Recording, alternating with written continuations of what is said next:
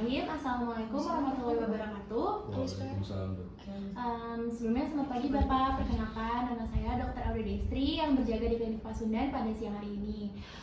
Sebelumnya di sini saya izin untuk mengkonfirmasi identitas Bapak terlebih dahulu ya.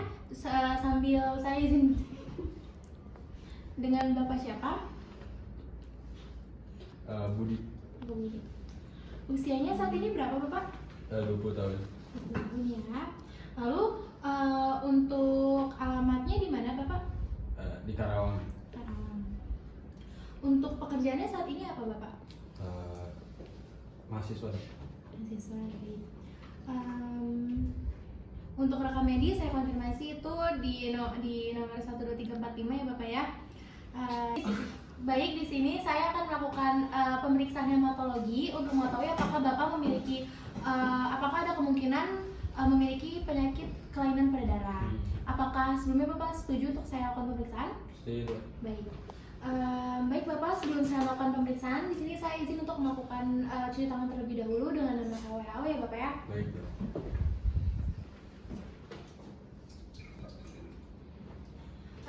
Selanjutnya di sini saya izin untuk menggunakan handspree terlebih dahulu. Baik, di sini saya akan melakukan pemeriksaan kesadaran. Apakah pasien itu kompos mentis ataupun kehilangan kesadaran. Lalu kita cek juga keadaan umumnya, apakah pasien mengalami sakit ringan, sedang ataupun berat. Setelah itu kita lakukan pemeriksaan tanda-tanda vital. Punten Bapak, boleh di tangan yang dominannya Bapak.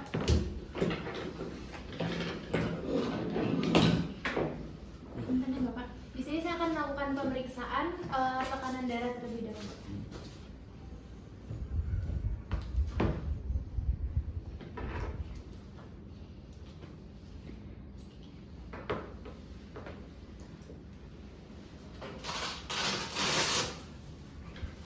Selanjutnya saya akan melakukan pemeriksaan nadi.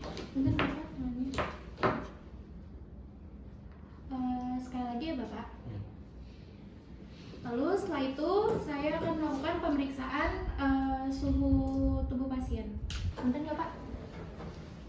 Bapak.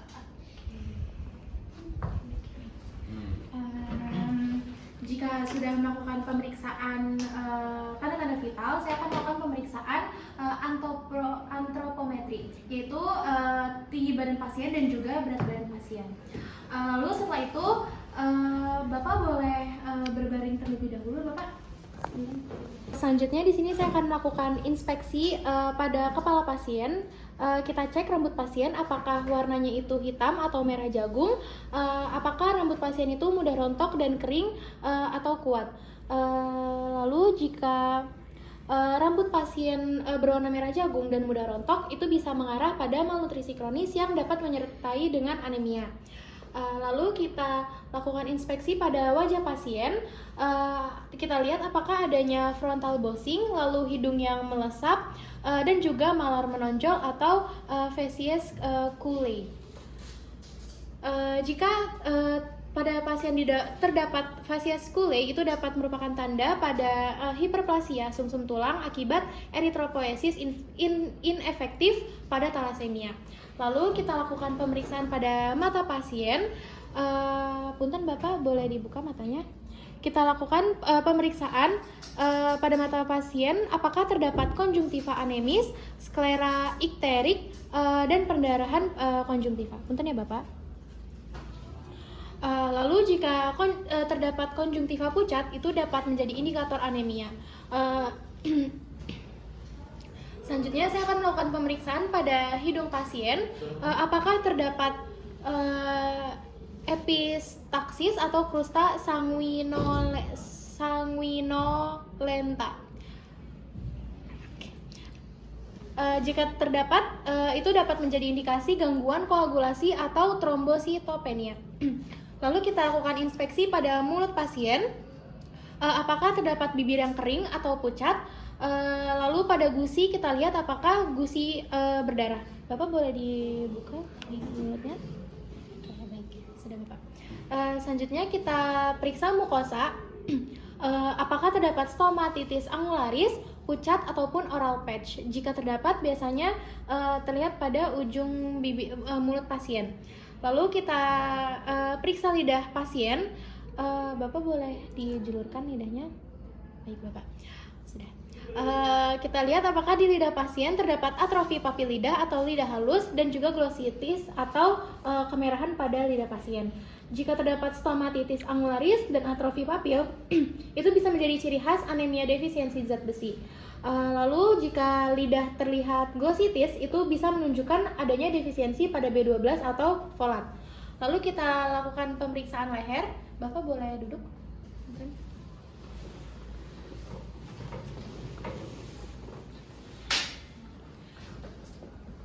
Kita inspeksi dan palpasi pada kelenjar getah bening apakah terdapat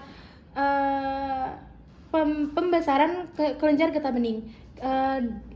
Lokasinya itu bisa dilihat di arah occipital, lalu post aurikular, anterior dan posterior cervical, parotid, submaxillary, sublingual dan juga axillary. Kita lihat karakteristiknya dari jumlah, ukuran, mobilitas, tenderness dan juga konsistensi. Jika pasien didapatkan kelenjar getah bening yang membesar, itu bisa menjadi tanda adanya keganasan atau terdapat penyakit kronis yang mendasari. Lalu kita lakukan pemeriksaan pada dada pasien. Bapak boleh tiduran kembali, Bapak.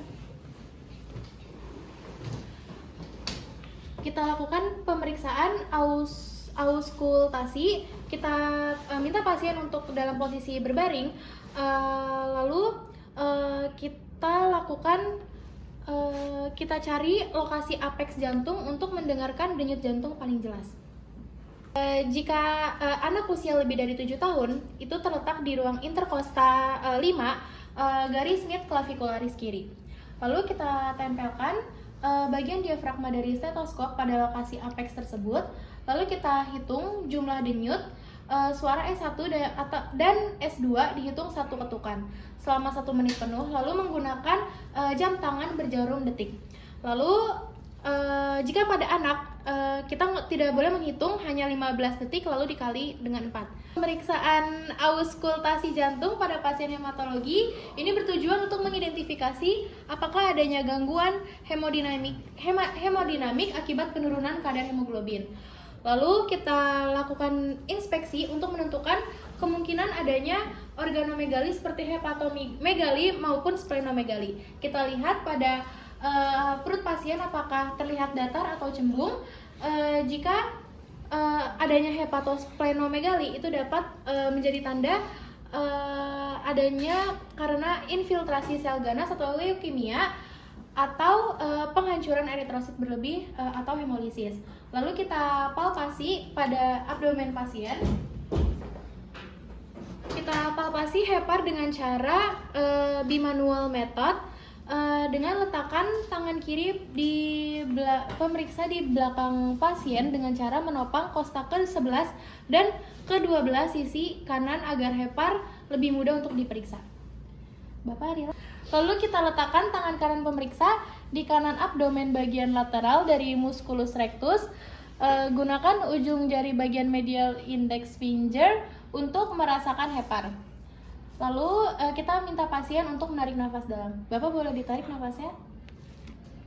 Dibuang, Bapak.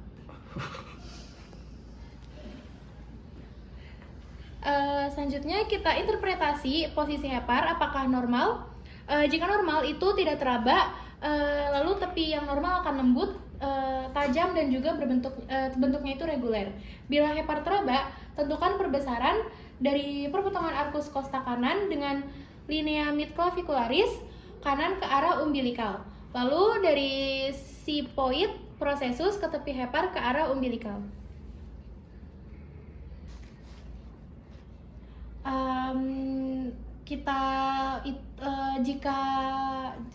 Jika ditemukannya 9 cm di bawah arcus costarum, maka bisa kita tulis 9 cm BAC.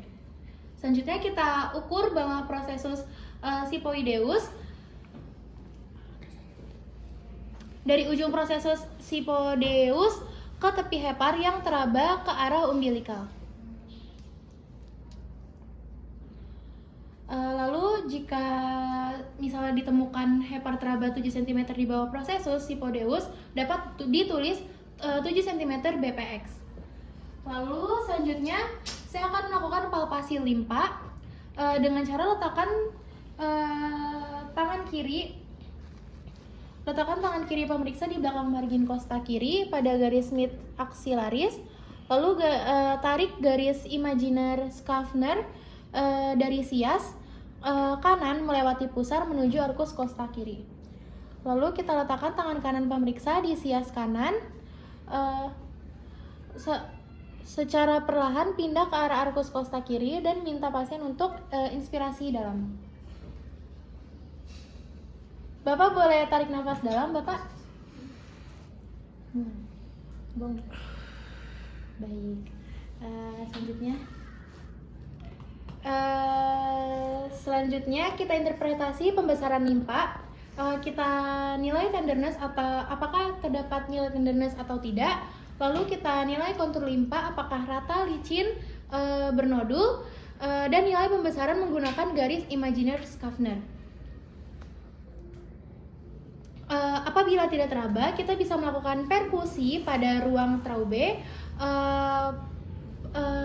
bagian anterior dari garis aksila kiri pada ICS 8 sampai 10. Kita cek apakah jika timpani itu artinya normal, jika bunyinya itu dull atau redup, itu kemungkinan terdapat splenomegali. Selanjutnya kita lakukan pemeriksaan ekstremitas. Kita cek apakah terdapat hemartrosis atau pembengkakan dan kemerahan atau nyeri tulang atau tidak. Lalu kita cek apakah terdapat clubbing finger atau spoon nail atau koilonychia.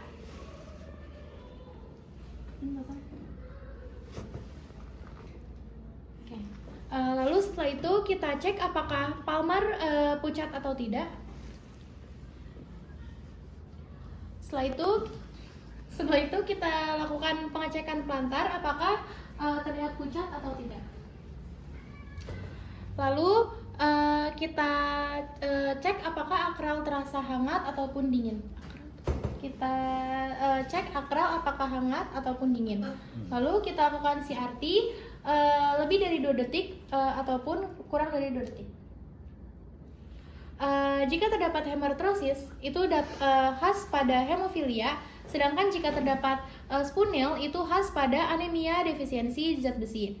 Lalu kita inspeksi kulit pasien, apakah terdapat jaundice atau kulit terlihat kuning, lalu apakah kulit terlihat pucat, apakah terdapat hemosiderosis, lalu apakah terdapat tanda perdarahan seperti petekia, ekimosis, dan juga hematoma. Lalu kita lihat apakah kulit pasien itu terlihat kering.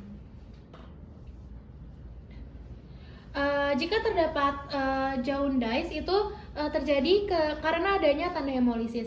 Sedangkan petekia itu menunjukkan gangguan trombosit, sedangkan hemosiderosis atau kulit terlihat abu-abu itu akibat kelebihan besi pada talasemia. Baik Bapak, pemeriksaannya sudah selesai. Di sini saya menduga bahwa Bapak terkena anemia defisiensi zat besi karena ditemukannya spoon nail atau kuku Bapak terlihat cekung. Sebelumnya apakah ada yang ingin ditanyakan Bapak? Tidak ada, Dok. Baik, alhamdulillah Bapak pemeriksaannya saat ini sudah selesai. Terima kasih. Wassalamualaikum warahmatullahi wabarakatuh. Waalaikumsalam.